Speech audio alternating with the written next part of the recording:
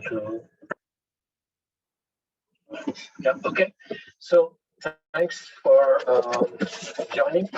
We have this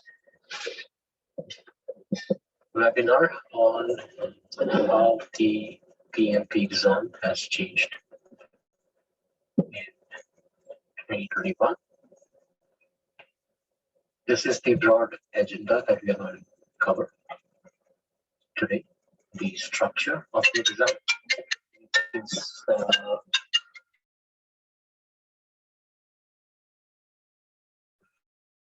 questions as such, but the overall structure of the exam.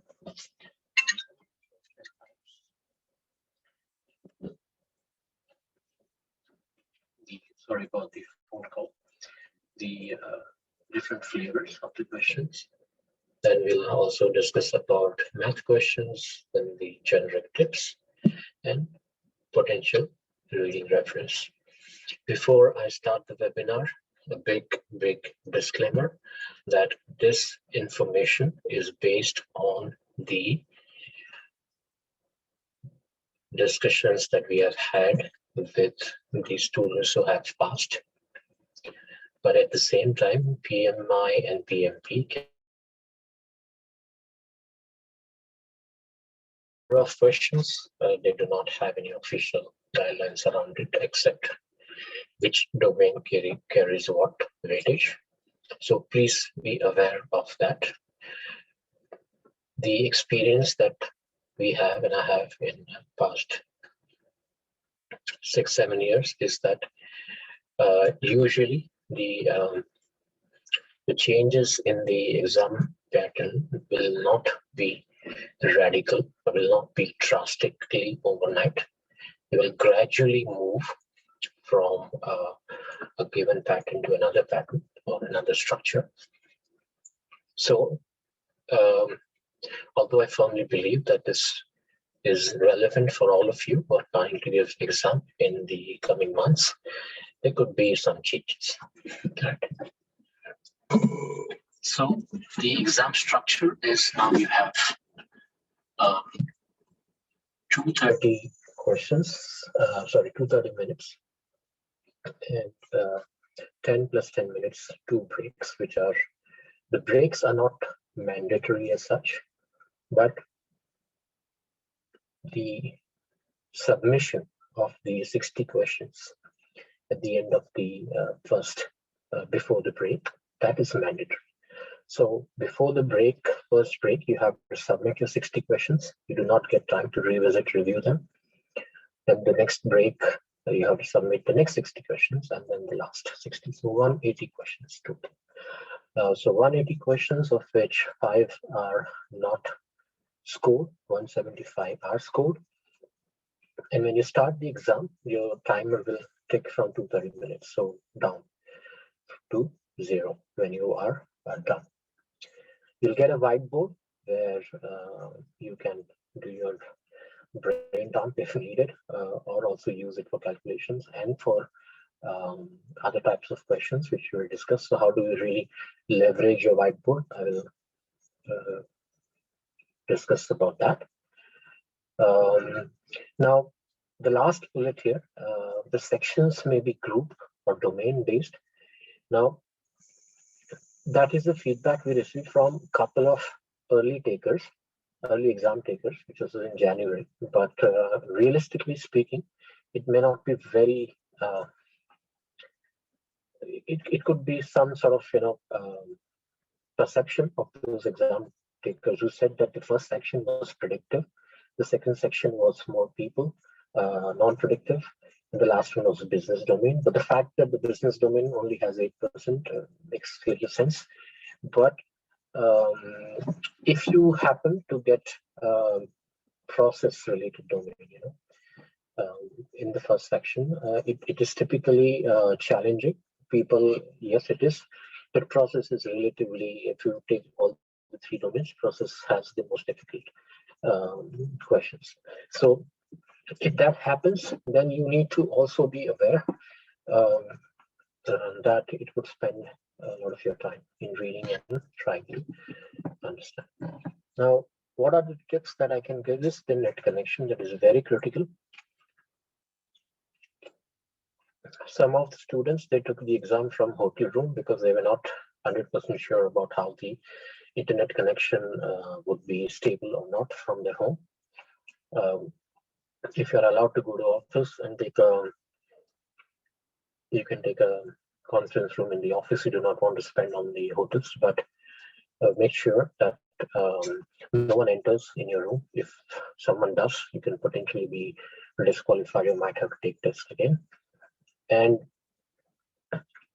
even though you do not want to take the advantage of breaks, you can go out of the room. As far as I know, you can have coffee, or you can drink water, to breathe, exercise, whatever you want to do. The students who were so excited, they did not take the break. So when you submit the 60 questions, you have an opportunity to take a break or click, and then the break will end and you can start your next set of 60. Those who have done that felt that it was not really a good idea. So a break definitely gives you a bit of relaxation.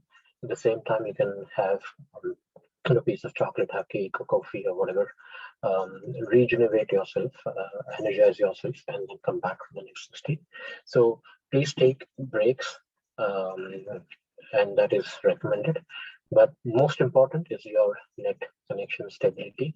If your net connection is not stable, then you should think of alternate options. Now, types of questions. Now, the good part is that almost all the questions are situational, with a lot of focus on what will the PM do next. Now, so the situational type of questions is a continuity from the old exam pattern, where almost 90-95% questions were situational. What has changed is the types of questions now are not limited to one radio button choice that we had earlier in the last year exam. You will have different types of questions. You'll have multiple choice questions, and this is interesting because some of the students got up to 7 options. So typically the questions have 4 options, but in case where more than 1 options were to be selected, they had up to 7 choices. Another thing that you need to also understand is that the question itself is not that long. That's the feedback we have got. So the question itself is not long, but the options provided are up to 3-liners. So just imagine that you have 3-liner options, 7 choices, 7 options. You have to read like 21 lines, even the question could be 2 lines, right? Which is definitely something that you need to consider when thinking about the time management. You will get about 2 to 3 fill in the blanks question, to 1 to 2 hotspot question. Hotspot question is basically a graph or a picture that will be displayed, and you'll have to use your mouse to point at an area in the graph or the picture based on the situations given in the question. It is not going, they don't ask you to be like pinpoint accuracy. You don't need to hit bullseye, but the range within that graph or the picture is, if you're pointing within that range, it's fine. Right? It does not. So far, the hotspot questions does not need any math calculation, but you never know. Match the pair is again quite interesting. Couple of students told that the match the pair were the entire, it blocked their entire screen. So there were like 7 on each side, which you have to match. And that makes it really challenging. Match the pair questions could have additional weightage. We do not know. So it could not, it will not be as similar weightage as a 1 radio button choice, because the sheer time that you spend on match the pair will be more. So I'm assuming that they will have 175 questions, could be less, but there's no official communication around it. Okay, so what are the tips here? So for multiple choice, the elimination is the way to go. It really helps you because most of the time when we have this one radio button choice, one option to be selected, we usually were able to knock off two of the four, and then we were kind of confused between the two, right? Which to select from the two, which seem to be quite both of them seem to be an okay choice. But in this case, if you're given, say, 6 options and you're asked to choose 2 or 3, then the elimination becomes much easier for you. Also note that the question will tell you how many options you need to select. So the questions might say select 2 of the following options or select 3 of the following options. So be aware of it. Okay. So as I told you before, the hotspot questions, you need to have your selection within the range that makes sense. Some of them will be obvious,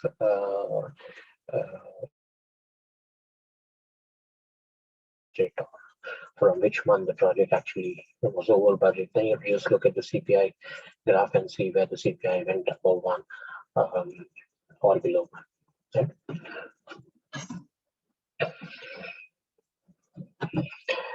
One very interesting thing is that in match the pair, so it's a drag and drop. So you have to drag from your left column to the one matching on the right side. But once you drag, for example, if you drag like the first from the left to the fourth, which you feel fourth is the right choice for matching for the first one on the left, you drag the first one on and put it on the fourth, and then it hides what was being written on the fourth, right? So which makes it difficult for you to then really, if at the end you're confused and you feel that no, it was not 1 matching the 4, it was probably 3 on the left matching the 4, but you will not be able to read the 4 once you kind of drag there. So there, whiteboard can be used, could be leveraged. If you leverage the whiteboard there, where you kind of do the rough matching before dragging it, it could help, because then if you're confused and if you want to kind of reconsider, you still have your left side column, all these cells visible for you to read and then make a final opinion. As I told you, the options on the left side could be lengthy, again, could cover the entire page. And unless you do all the selection, right or wrong, doesn't matter. But unless you match the 5 from the left and the 5 on the right, it could be that there are 5 on the left and there are 6 on the right. So one could be odd man out. That could also happen. But unless you match all what are on the left towards the right, you drag every so your left column is empty, you cannot move on. So either you skip it, or if you attempt it, you have to drag everything from left to the right. Some of the students also mentioned that they are also tricking you by putting the right pair already aligned. So the 5 on the left would be matching to the 5 on the right already. So be aware of it, that it is not always that you need to match. Sometimes they already give you the match. So be mindful about that fact. Some of the most common theme that has been repeated in match the pair is Tuckman stages. So you're forming, norming, storming, forming, whatever, to the typical situations they will give on the right side, and you just need to see which one is what stage. And then it could be your scrum terms, like your retrospective, like your daily stand-up. So they could give you the terms here on either roles like product owner, team member, or a daily stand-up, and they'll give you description on the right, and then you need to match. So as I said, sometimes the pairs may already be placed in the location, so be mindful about it. Flavors of question, and a lot of focus on hybrid and agile. again, we are so used to having predictive and process related questions in PMBOK that it could be, some of them said it was more than 50%, but in all honesty, it could be a perception because of the fact that even if it's 50%, which is almost what PMI has said, 50% predictive and 50 non-predictive, it makes sense. And then this is something you need to enjoy here. No in-depth ITTO. So what it means that you do not need to memorize, that is for sure. But at the same time, the ITTO related questions are not coming, even the direct ones or indirect ones. So ITTOs now from that perspective are only important to know the flow between the different processes, but not in otherwise. No direct questions on what could be an input on this process or what is the output of the process, etc.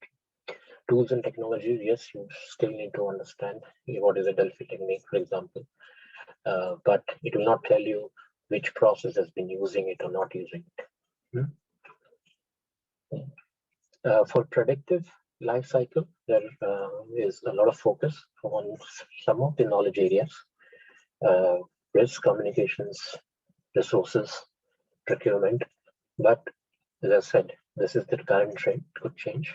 So at least for now, do not skip this knowledge areas.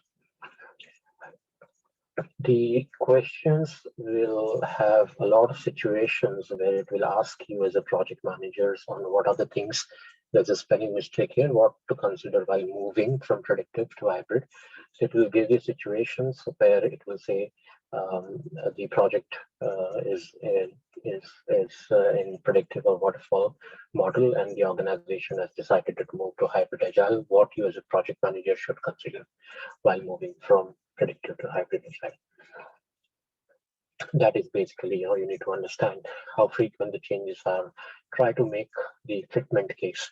Now, if all the scope and everything is very, very clear, you don't really need to move to hybrid agile. But if there is a fast demand change, then maybe you should agile or hybrid is a good case.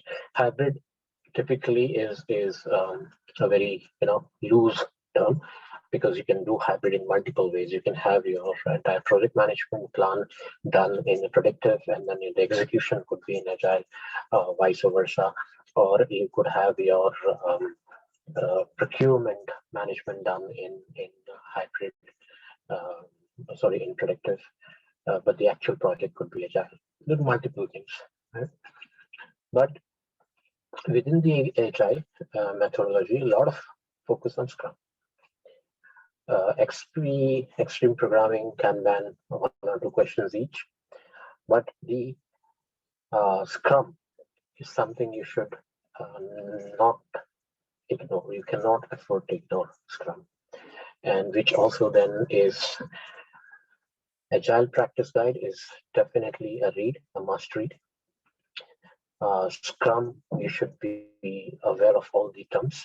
You don't need to do very, very deep dive on Scrum, but you definitely have to be aware of terms like what is definition of done, what is definition of ready, what is the role of a product owner, etc., etc. MVP, there's been questions on MVP as well. Minimum viable product, there will be situations and they'll ask you whether it is good to use MVP, folk mindset. So should we do MVP, or should we do a business increment, or release the product without doing any of those?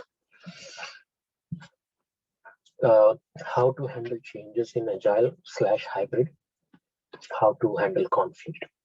The whole concept of servant leadership, where it's very different from the predictive life cycle. So how do you manage conflicts in agile? How do you handle the changes? How the budget is managed?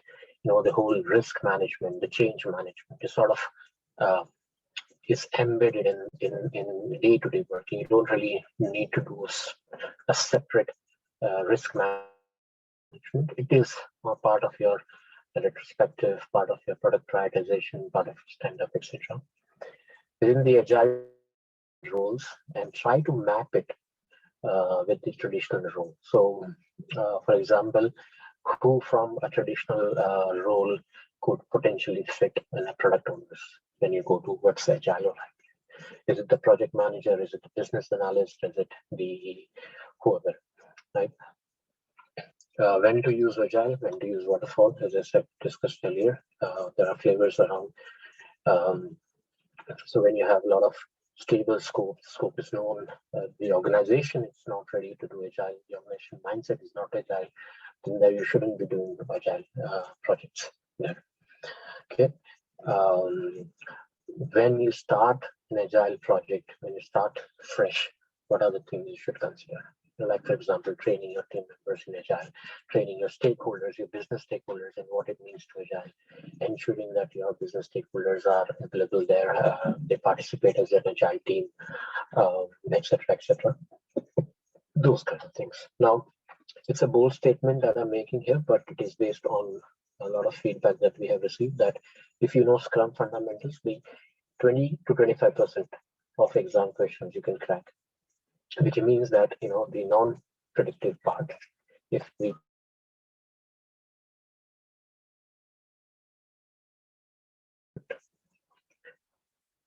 then, you know, this statement is relevant, makes sense. But even if it is not, even say it's 15 to 20%, still Scrum has a lot of weightage. So please ensure that you are aware of Scrum terminologies, Scrum roles and responsibilities, and the various ceremonies, etc., etc. The another important thing is that I think I'm covering it in the end on which other book can you read to understand the agile fundamentals, agile basics, including Scrums. Okay. Math questions, again, a big celebration here. No math calculation. So far, not a single person has said that they had to do any calculation at all. And even if there were some sort of calculation, it was everything could be done verbal. It was so simple. And this, I think, is also in line with a lot of feedback that PMI had got was that why do we need to do all those math? You have those tools, you have simulation tools, you have calculator. Why do you need to do? Why does the project manager need to do that? So understanding the concept of various math-related subjects is definitely needed, but the actual calculation is not needed. There has not been any critical path of flow calculations either. So this is a big relief from for all of you who feel that math is really taxing a lot. And if you look at PMBOK table 7.1, you know, it shows you all the different value calculations, but on the not the leftmost, actually it's the rightmost column. Okay, on the rightmost column, it tells you what it means to have a CPR of more than one, what it means to have an SPI of less than one. That interpretation, that understanding of what each of those calculations value reflects on the health of the project or the various areas of the project, that is needed. That is definitely needed. You will still have questions on the CPI, SPI, or on value, but not math. And then how to read a schedule network diagram, that is also important. Again, calculation of slope CPI has not been there from any of the students so far, which is a big relief, to be honest. But again, it doesn't mean that you shouldn't know the concepts related to the schedule network diagram, how to read the schedule network diagram, what is an early start, what is an early finish, etc. Okay. So the generic tips. Now, those who had taken exam in the first week of January, for them, the difficulty level compared to what we have seen in recent past has increased. So the exam is definitely not easy, but at the same time, there are smart ways to ensure that, you know, the low-hanging fruits, like I mentioned, the business domain, Scrum, you know for sure that they have some weightage. Scrum, as I told you, about 20-25% of the overall exam. Almost half of the non-predictive part is Scrum. Almost business domain 8%, questions are very simple, or I would say not as complicated in the other domains. Right? What you need to understand is here, time boxing is very, very critical, extremely critical. So if you're too dragged on your first 60 set of questions, for example, if you take 200 minutes for the first 60, you will get only 30 minutes for the next 120 questions. PMI, they will not tell you to stop without saying that, it's already 1 hour and you're not done with the first 60. So you will have to be conscious about the clock that is ticking, and at some point of time, make a decision that you just need to submit to 60 and move on, because otherwise you'll be stuck and then you will not get quality time to spend on the remaining questions. As I said, it could be that your first 60 questions could be process related, which could be difficult, lengthy. And if you feel that they are almost all the questions in the first 60 are process related, it's okay to spend, say, 5-10 minutes more than what you have planned, because then the business domain questions are normally shorter and easier. Scrum questions will also be, if you know Scrum and Agile, it probably will not be that lengthy. Not all of them. Some of them could be difficult, but not all of them. Okay. Process related questions could be a challenge, both in terms of complexity and depth. But you will have to make that conscious decision. If you feel that the first section is mostly business domain, etc., you probably should not spend more than whatever slot you have given for the first 60. So you just have to do the math here. 230 divided by 180, and then multiply by 60 is what you get for each of 60 slots. But if you are very casual on the first section in terms of time management, you will have a big impact on your subsequent 2 sections of the remaining 120 questions. Okay, so do not overspend time on individual questions. What would help you understand if the question is related to predictive or otherwise? They will have either explicit mention, or they will have some sort of implied mention or a hint about whether it is predictive or not. Okay. When I say practice all types of questions, which is that not just single radio but in choice, you need to practice match the pair, you need to practice hotspot, you need to practice multiple choice questions. Unless you do that, you'll not be able to get that feel and also the time management related challenge. As I said here, endurance and speed definitely is needed for the fact that those match the pair questions and then those multiple choice questions, the options length is quite a challenge. So the question itself is not that lengthy, but the individual options sometimes are 3 liners each, and reading them and be able to manage within the time, definitely a challenge. So choose the time wisely. Questions which are simple, don't spend too much time on it. And as I said, again, repeating, the multiple choice questions where you have like 2-3 liners options each, the best way is elimination. Eliminate. And once you do that elimination, and for example, there are, say, 6 options, and you have to choose 2 from it. If you are able to eliminate 4, then you don't need to read the other 2. If you're confident that those 4 eliminated are not really fitting the bill, then you don't need to even read the other 2, or maybe not in-depth read or not spending much time, maybe just scan, right? So the elimination is actually a boon here when you have multiple choice questions. Okay. Fill in the blanks, as I said, is normally simple, but even there, in the fill in the blanks, you don't need to do the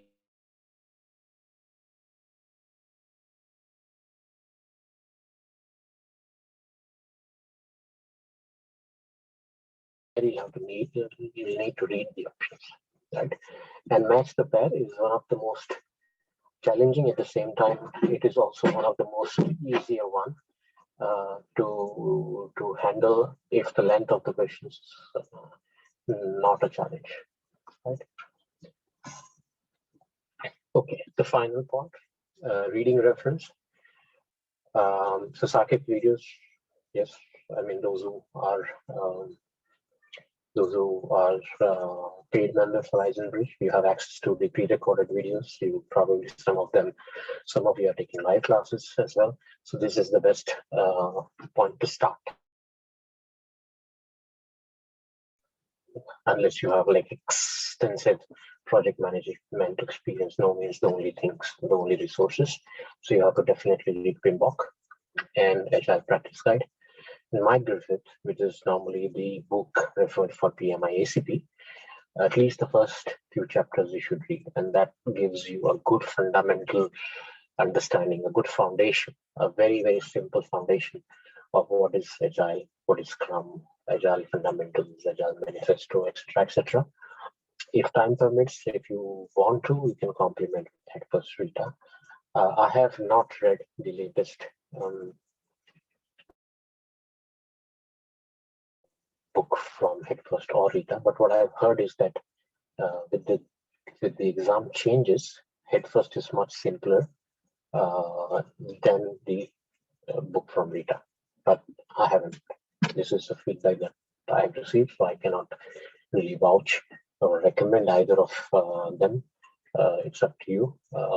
Agile Manifesto you should be aware of. It's just a one pager.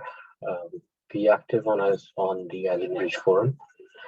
We are working on mock test. We already have 2 of the mock tests, and third will be coming soon.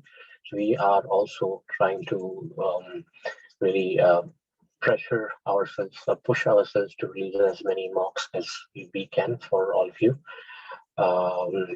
And the last statement here, as you know, PMI for the first time ever has released 7 books, which they call it an official reference book for PMP.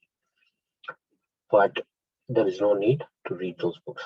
It's like a set of, I think, 12, 16 books, I don't know, but not really worth the time for now. They are good books, but you can still pass the exam without reading them. And they are like huge books. I don't think you should even spend time on reading any of the reference books. So this brings me to the end of our session today, and we have some questions. I'll try to take those. Okay, Vandita Kandala, can you repeat the 50% perception, please? I don't understand what you...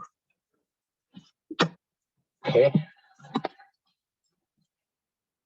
Yes, so Vandita, you can unmute and tell me what exactly was the question. I did not understand. Sorry about not seeing it before. You can unmute yourself and speak if you want to.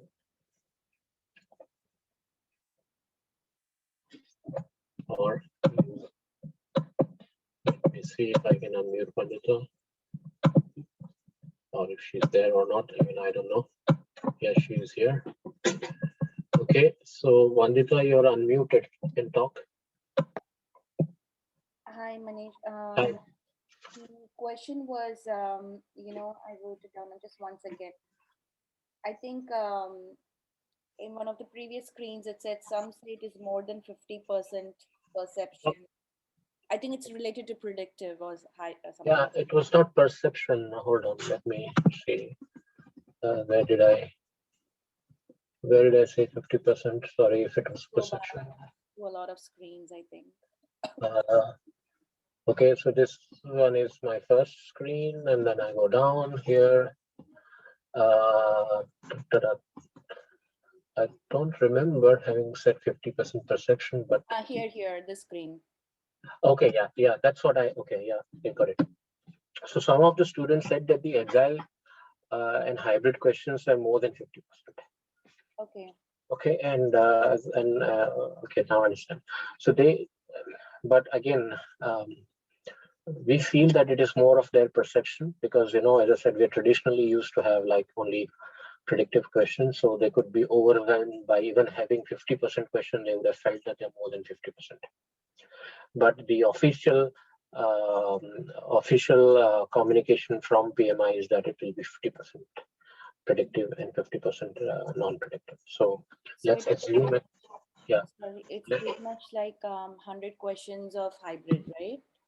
Uh, yeah, of Or agile, sorry. 190, 90. Yeah, not agile, you should say non-predictive. It includes hybrid also. Yeah, sorry, yeah, non-predictive. Hmm. Because I think I don't know how well the PMI, the people in the call center are good with answering these kind of questions, because last year around December I called PMI Hmm. and I asked them the same question, and then they said no, it's only going to be 2 or 3 questions in agile. So I think I was they didn't give a good No, no. But I mean, well, so when you reach the call center, it is, I don't know, it is depending on the individual's knowledge.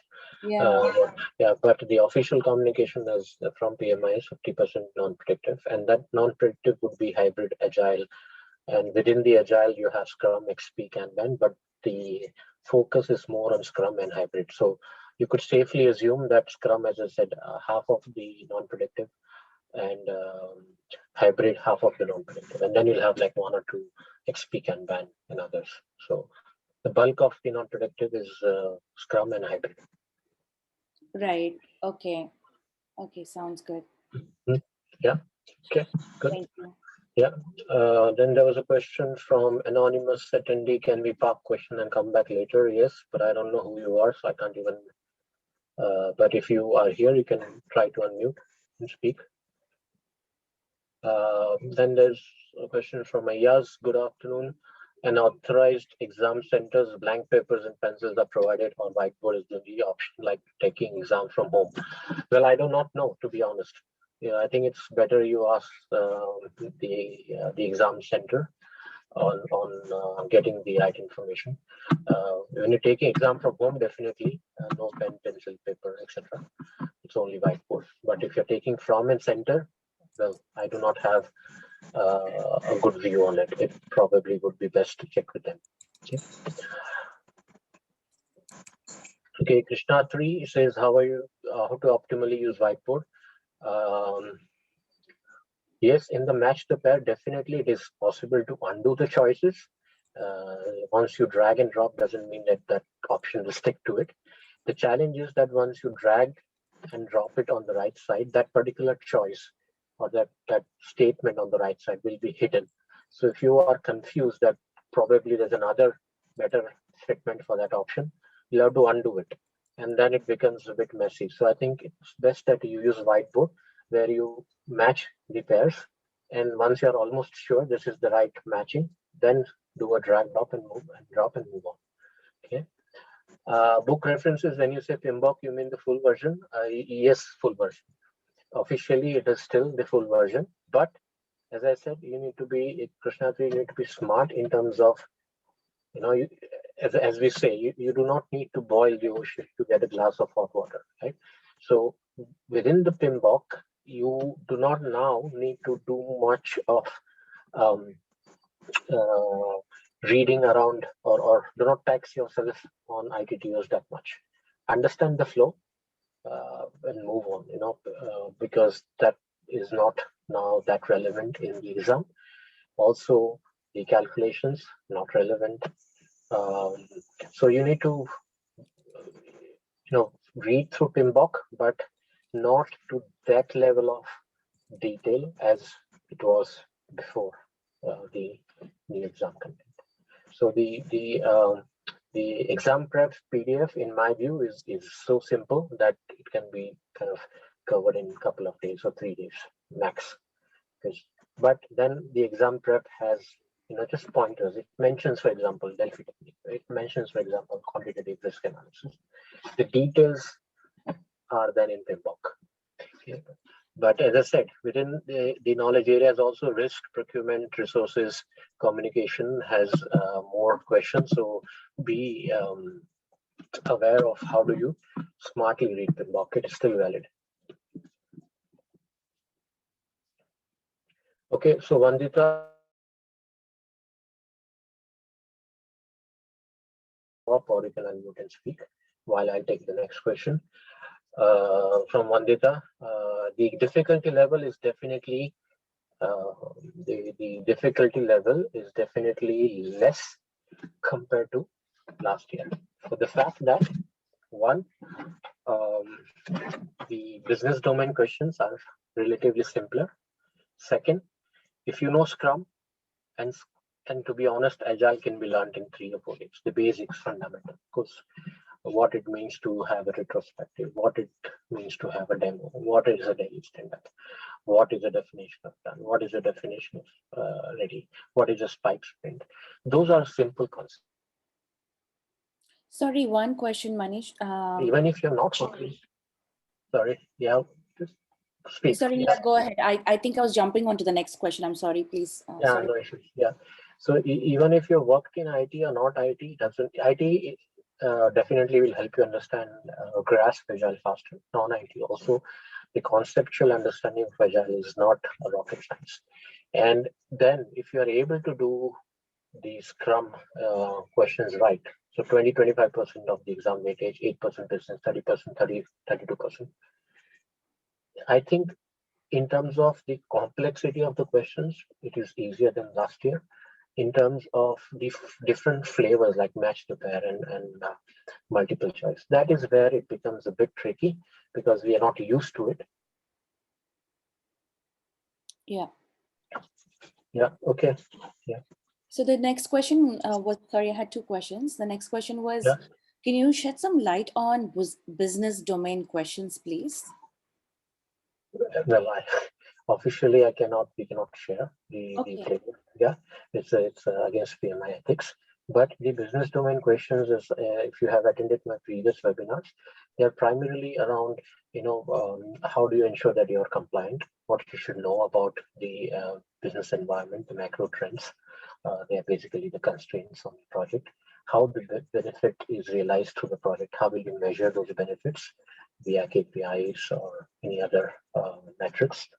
So they are simple questions. They'll not be, you'll not have to scratch your head that much if you understand those 5 tasks that are in the business domain exam content document section.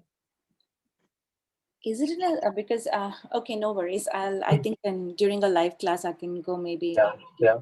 No problem. Thank you. Yeah. Okay. Okay.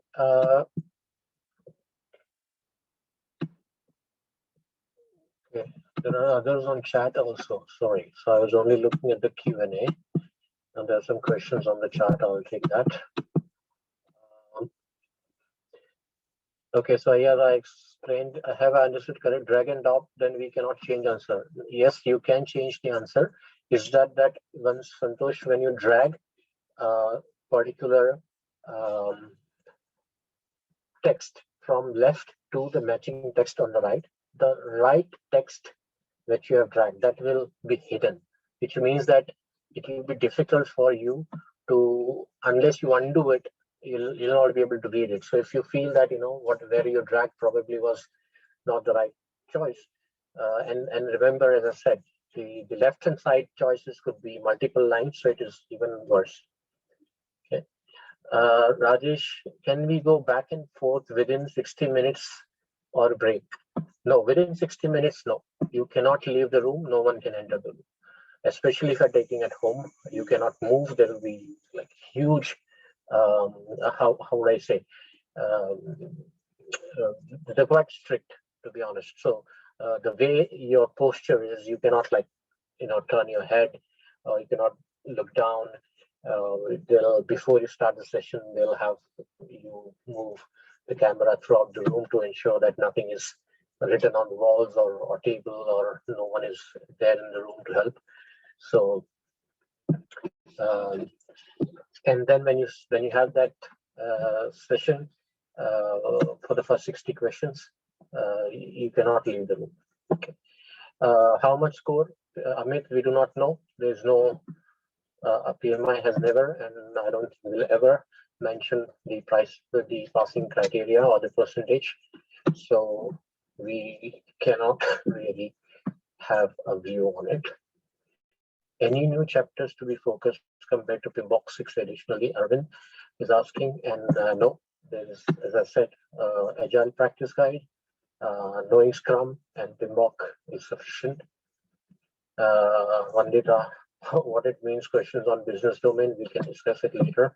But as I said, these are the questions with regards to compliance, with regards to regulatory needs, with regards to business benefit realization, with regards to change management, not the traditional change management. It is the organizational change management, ways of working, change management, etc. Soman is asking, will this presentation after the session finish? Yes, we will. We are recording, so even the video will be uploaded, but I do not know when. I don't do those stuff, but I think someone from Eisenbridge team will help. Definitely video will be uploaded. So Santosh is asking, do we need to study all topics listed in PMI Agile Guide? You need to know the concepts. You don't need to deep dive into those individual topics except Scrum. So you can skip XP and Kanban at a very high level. When I say skip, don't skip it, but just read XP and Kanban, what it means, what is extreme programming, what is Kanban, okay, what is lean, for example, and then leave it. But Scrum, you should know the terms, you should know the various ceremonies. That is important. Scrum and hybrid should be used. Okay. Yes. Oh, Rajesh. Okay. Yeah. Back and forth within the break on the question. Definitely you can. There's no issue about it. You can mark them for reviews before you are done with the first 60, before you finally submit. You can still review. Just be aware of the time. So yes, back and forth within the 60 questions. Yes, definitely you can. You can also mark them for review. You can revisit them. You can change your answers. But once you're done, once you submit, then it's submitted. Then you take a break, but you cannot revisit them.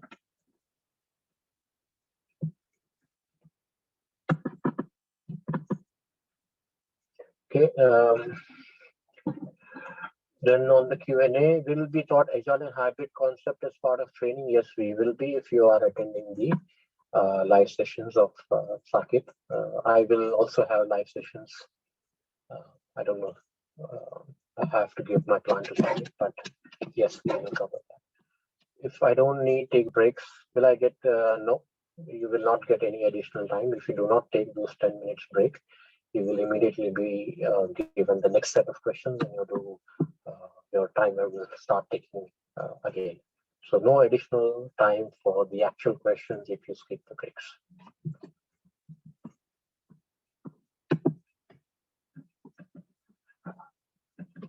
Okay.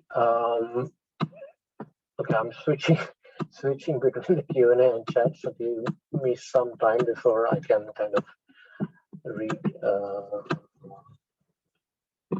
Next question from Rajanish. Do we have enough questions data bank for non-predictive?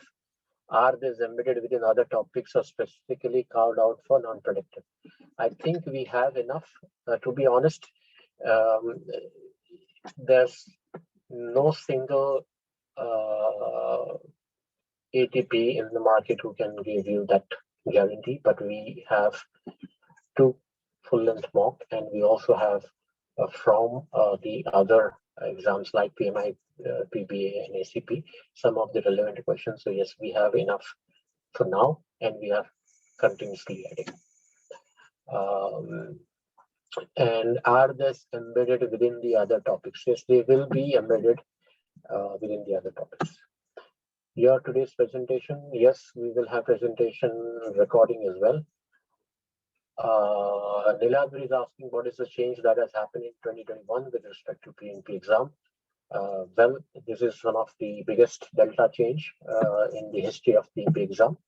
So we have moved from only predictive life cycle to predictive and non-predictive, which includes hybrid agile. And within agile, you have different agile methodologies. So that is the biggest change. And then in terms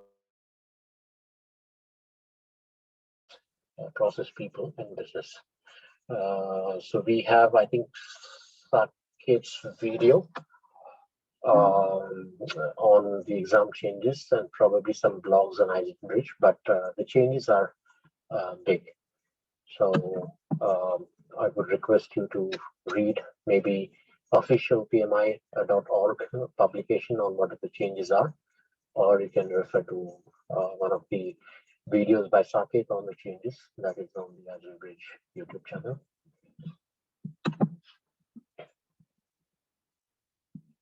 Okay, good.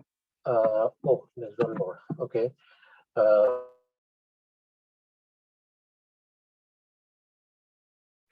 On Q&A and chat both. Okay. Regarding PMBOK review and study, have I understood correctly that the mainly flow chart of process needs to be reviewed and definition of important tools and techniques in table? Yeah. So the end-to-end flow is still relevant for you to know, but do not deep dive too much on ITTOs. Do not try to analyze why this is an input and why this is not an input and why this is an output, not an output. Just appreciate what the input is used for and how that output is generated using those tools and techniques. And as I said, there are risk communication, change management, procurement, and resource. More focusing on the PMBOK.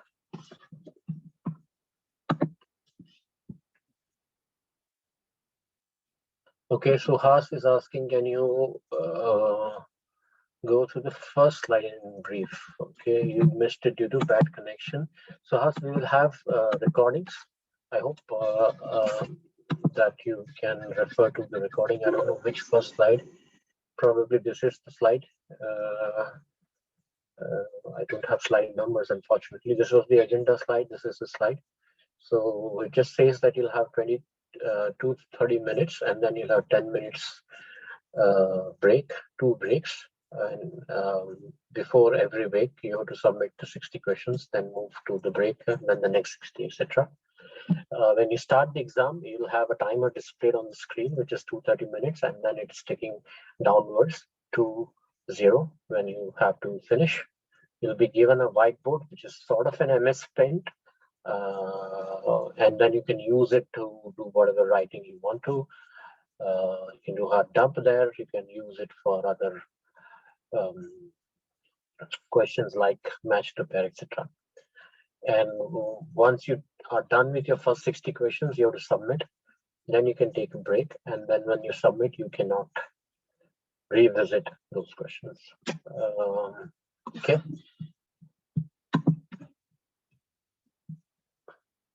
Okay, I think we have. Yeah, okay. I think we have covered all the questions that have been asked, both on the chat box and the Q&A. So, okay, Rajesh, what is the pass mark? I think I just replied, no, PMI does not tell you what is the passing threshold, what is the passing criteria. So it is a well hidden secret from PMI. They do not tell that for any of their exams. Yeah, right, Sova. But as I said, earlier it was 61%, Rajesh is saying. Rajesh, PMI has never officially declared any passing percentage. If you have this number, I'll be very interested to know where did you get that. Officially, PMI never discloses. So is saying sections may be group-based. Yes, that is what I said, but it is unlikely. And I said a couple of students gave that feedback, but maybe again, the others did not tell that. But the observation is that the first 60 questions probably are more process-oriented and predictive ones. Could be lengthy, could be difficult. So you might want to spend like 5-10 minutes more on the first 60 if they are predictive and lengthy process oriented, because then you can catch up on the business domain and the HR questions later on.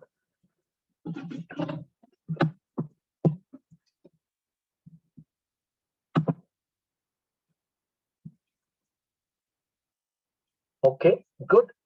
So thanks all for taking time on the weekend joining the session.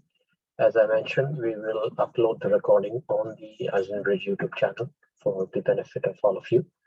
And if you have any queries, any questions, you can always reach out to, okay, this one. Yeah. Okay. This was one of the examples. I just made it, but I forgot.